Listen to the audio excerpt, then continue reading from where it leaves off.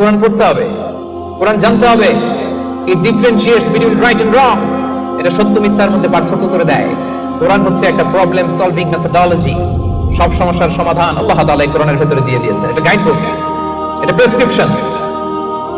কোরআনটা কি প্রেসক্রিপশন? বুঝেন তো? ডক্টরের কাছে গেলে লিখে দেয় ঠিক এমন এমন ভাবে চলবেন, এটা খাবেন এটা খাবেন না, this are the dos and don'ts for you. Quran হচ্ছে একটা প্রেসক্রিপশন। এই কোরআন থেকে প্রেসক্রিপশন নিতে হবে। কোরআন থেকে প্রেসক্রিপশন না নিলে আপনার চিন্তা শুদ্ধ হবে না। কোরআন থেকে প্রেসক্রিপশন না নিলে আপনার আত্মা প্রশান্ত হবে না। কোরআন থেকে প্রেসক্রিপশন না নিলে আপনার ফ্যামিলিটা সুন্দর হবে না। কোরআন থেকে প্রেসক্রিপশন না নিলে সমাজ সুন্দর হবে না। এই কোরআন থেকে প্রেসক্রিপশন না নিলে শুধু দুর্নীতি দমন কমিশন দিয়ে দুর্নীতি বন্ধ করা যাবে না। প্রেসক্রিপশন নিতে হবে। সমাজটারে সাজাতে চান, রাষ্ট্রটারে সংস্কার করতে চান, মেরামত করতে চান, তাহলে প্রেসক্রিপশন নিতে হবে একটা গাইডবুক থেকে। গাইডবুকটার নাম কোরআন।